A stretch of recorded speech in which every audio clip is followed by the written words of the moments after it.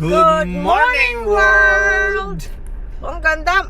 Mai, hello Mai. Ayan, no? Sabi mo ang ganda ng sky sa Pilipinas. Ang ganda, no? Blue na blue, no? Oh, ayan. Labas tayo, guys. We'll do errands. Tapos, kain sa kusina ni Macdo. Si Louie Boy, ilang araw lang hindi makakain ng Macdo. Babalik at babalik. Hindi, guys. Kasi yun lang ang ano. We like it, plus convenient kasi malapit lang at saka kahit saan makikita mo meron. Kasi inaya mo ko Oo, kasi may mga errands tayong gagawin. So labas muna tayo. Tsaka ngayon, medyo bigyan naman natin ng konsuelo ang sarili natin. Paano tayo? Pupunta tayo ng parlor. Parlor lang pag may time. Yeah. Yung pala, hindi na pala guys maabot yung mga paa. Kasi may bilbil na nakaharang. Kaya ipagawa na natin ating paa. Dati ako lang kayang gumagawa ng paa ko, no? Oh. Pero pag tumanda ka na, mahihilo ka na sa kakayuko. Tsaka paminsan-minsan. At saka, affordable lang dito sa Pilipinas. So, di, mas mabuti. Ang ganda ng sky. Give yourself a gift. Yeah. Once in a while. Even just little things. Mean a lot. Simple things. Mean a lot. Ganda ng sky, blue na blue. Pero sa hapon, umuulan-ulan, kaya natutuwa ang mga tanim. At nawawash out din ang mga alikabok. Gawa nung yan nung hanging tinatawag na easterlies. Yun. Na nagpapaulan sa hapon. Kamusta kayo, guys? At least nakikita nyo si Louie Boy, ilang vlog, ako lang nagdadaldal. Oh, hi. O nga pala, hindi tayo hindi nyo naman, tingnan mo nga, hindi nyo naman ako yung nahahanap Ako lang hanap sa inyo Paano naman kasi sa kakadaldal ko, nahilo na sila. Hindi na nila maalala.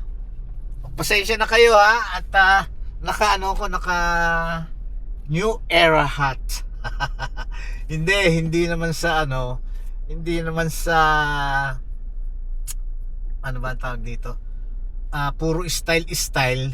Hindi style to dahil kasi hindi ako nakulayan pa ni Jerlyn. Kaya puro puti ang buhok ko.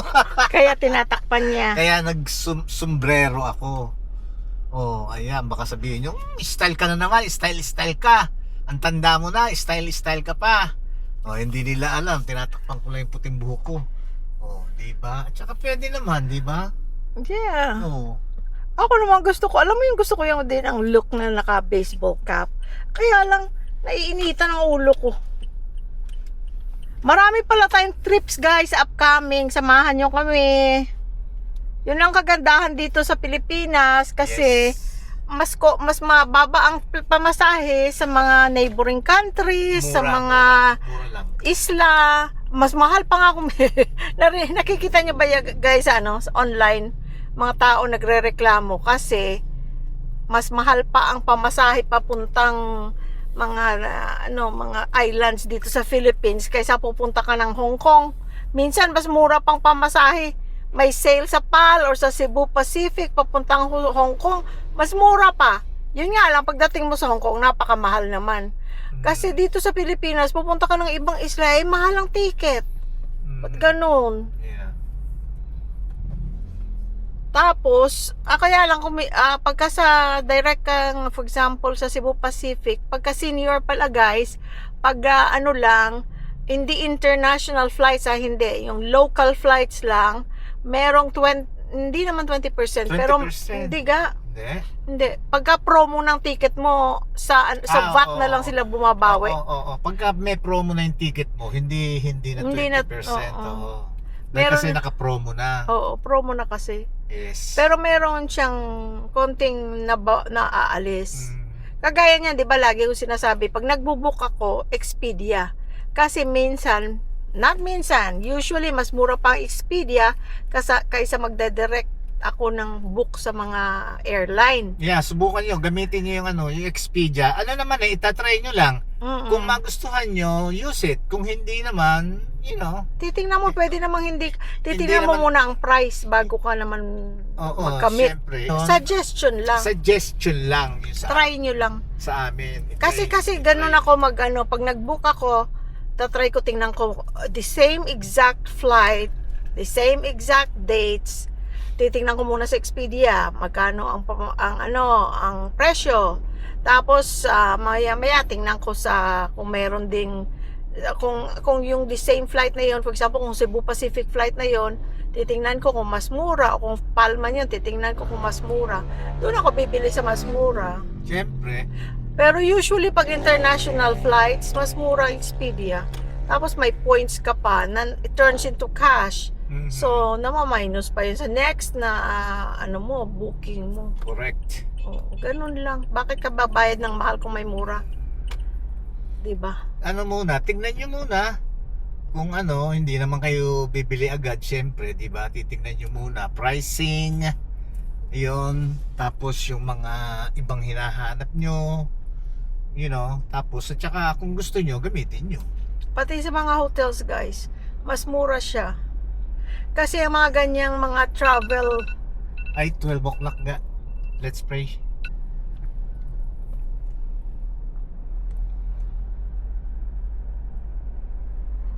kasi guys, yung ganyang mga travel apps, Hindi ko na. Ay, wala na nga pala, sarado na. ang alin? Yes, Tanghali. Yung ganyan guys, mga travel apps, syempre may mga yan sila. Kaya sila nagagawa nilang mas mura kasi may mga special, yan sila, mga special agreement sa mga hotel, sa mga airlines, na pag nagbenta sila, ganyan, nabibigay nila ng mas mura kaysa diretso ka minsan sa airline. Titingnan mo kasi minsan naman, hindi. Kagaya nag-book ako ng local flight. Tinignan ko syempre Expedia. Tinignan ko, hindi ito sponsor ng Expedia guys ha. Yun lang ginagamit namin for years now. Yung local flight namin, mas mura sa direct sa Cebu Pacific. Yung isang lugar na pupuntahan namin. So doon ako direktang bumili. Yung flight naman namin sa isang lugar naman dito sa Pilipinas, mas mura Expedia. So sa Expedia ako nag-book. Mhm. Yung isa naman namin international flight, ang difference was only like $3. Doon ako sa Expedia nag-book kasi may mababalik sa akin na points which turns into cash. So yung $3 mo yun, mas mahigit pa bawi mo. So sa Expedia ako, at saka mas madali ang mga sa Expedia, yung tawag dito, mga transaction, madaling kausapin, may makakausap ka. Minsan yung mga wala kang makausap, yung mga direct sa airline, yung mga local airlines, wala kang makausap pag kailangan mong may tanong o may babaguhin. Pero sa Expedia, 24 hours may makakausap ka. Tapos madali ang may time nga na noon pa, few years ago, may binook kami. Hindi, 2024 lang, 2023. Nung uwi na kami dito, yun nga, nakabili na kami ng ticket, nakapag-book na kami, tapos we had to change it to early 2024 instead of December 2023, kasi nga, yun nga sabi ng mga bata, Mom, last yun ng Christmas, huwag na muna kayo umuwi ng Pilipinas kasi ang bahay nyo hindi pa naman tapos, which tama nga naman. Kaya lang sobra kaming excited, nakabili na kami ng ticket. So nang change namin, tumawag kami sa Expedia.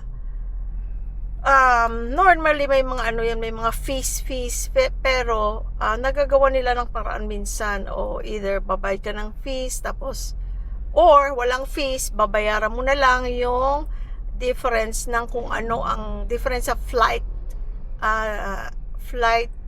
tawag dito, yung price ng flight sa gusto mong date. Yes. Na bagong date na gusto mo. So kung may difference, for example, mas mahal, yun, ibibigay nila ng the same or whatever. What do you call this? Binibit nila Binibit nila yung kung ano ang sa kabilang price. Oo.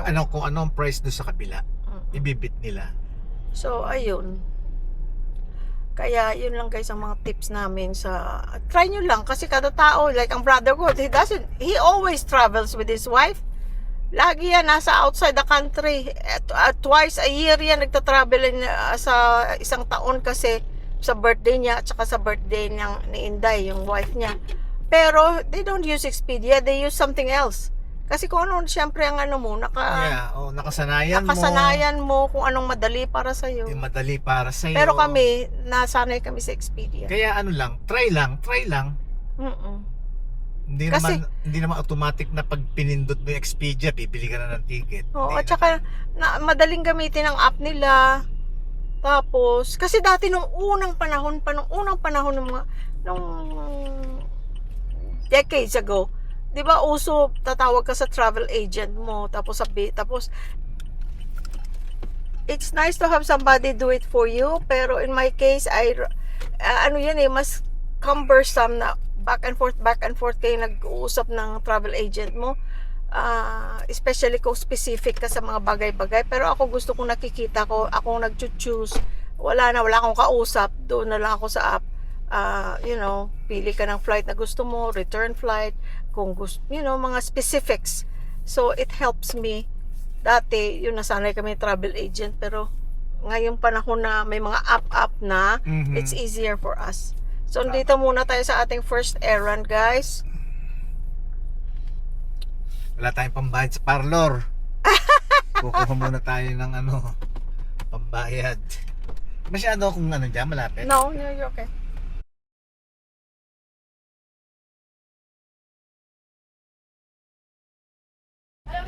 Kain tayo.